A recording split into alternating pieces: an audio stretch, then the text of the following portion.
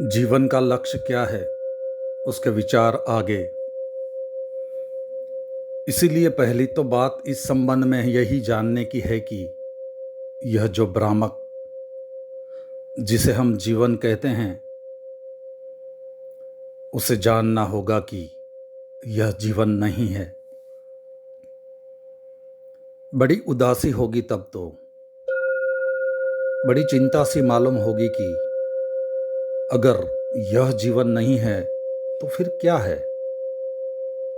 फिर तो हम खाली छूट गए अधर में, फिर तो कोई रास्ता न रहा। यही तो हम जीवन जानते थे। यहीं धन कमाने को, यश कमाने को, बड़ा मकान बनाने को। मैं इनकी निंदा नहीं कर रहा हूं। मेरे मन में किसी चीज की कोई निंदा नहीं है, लेकिन इनको ही जीवन समझने को मैं गलती कह रहा हूं। जरूर मकान बनाएं, जरूर खोज करें जीवन की, जरूर यह सब जो चल रहा है, लेकिन इसे जीवन न समझ ले तो बस। अगर यह जीवन समझ में न आए तो आपके भीतर एक खोज जारी रहेगी, उसको खोजने की, जो कि जीवन है। इसे हम जीवन समझ लेते हैं, इसीलिए वह खोज बंद हो जाती है। अगर यह भ्रम टूट जाए कि यह जीवन है, तो उसकी खोज शुरू होगी। और वह खोज कैसे शुरू होगी, कैसे और क्या हो सकता है।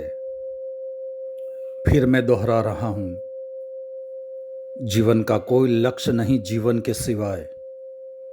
जीवन की पूर्णता, जीवन का पूरा अनुभव, जीवन का पूरा आनंद, जीवन का पूरा सौंदर्य विकसित हो जाए। जैसे कोई फूल खिल जाए, पूरा खिल जाए, तो लक्ष्य पूरा हुआ। वैसे ही जीवन पूरा खिल जाए तो लक्ष्य पूरा हुआ। उसके पार और कोई लक्ष्य नहीं है। तो यह जीवन की इस पूर्णता को खिलावट के लिए, इसके पूरे फूल के खिल जाने के लिए क्या किया जाए, उसकी तो हम बात करेंगे। एक बात तो यह की ही जाए, जो मैंने कही कि खोज जारी रखी जाएगी। जिसे हम जीवन समझ रहे हैं, कहीं वह झूठा सिक्का तो नहीं है। क्योंकि जो लोग झूठे सिक्के को असली समझ लेते हैं, उनके असली सिक्के की खोज बंद हो जाती है। वे झूठे को ही ढोते रहते हैं। एक बार ऐसा हुआ, दो साधु एक घने जंगल से निकलते थे।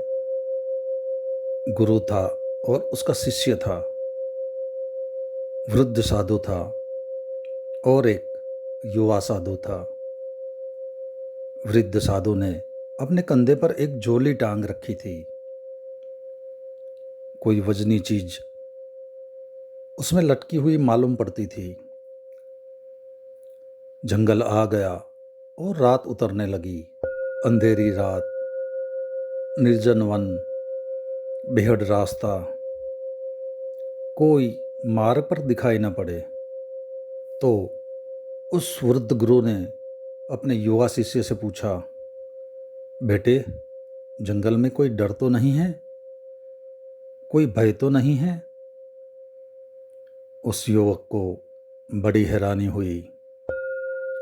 आज तक कभी उसकी गुरु ने यह न पूछा था कि कोई भय तो नहीं। सन्यासी को भय कैसा, और जंगल में भी भय कैसा? मृत्यु भी आ जाए तो भय कैसा, फियर कैसा, क्या बात है? वह चिंतित हुआ। उसने कहा कि क्या भय की बात है? कोई भय की बात तो नहीं। और आगे बढ़े। रास्ता और बिहड़ होता गया। रात और उतरती गई और अंधेरा हो गया और सन्नाटा और सुनसान हो गया।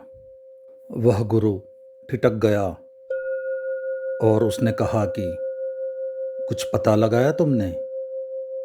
पूछ लिया था, कोई भय तो नहीं? वह युवक और हैरान हुआ, बहुत परेशान हुआ। बस आज इतना ही, बाकी अगले अध्याय में।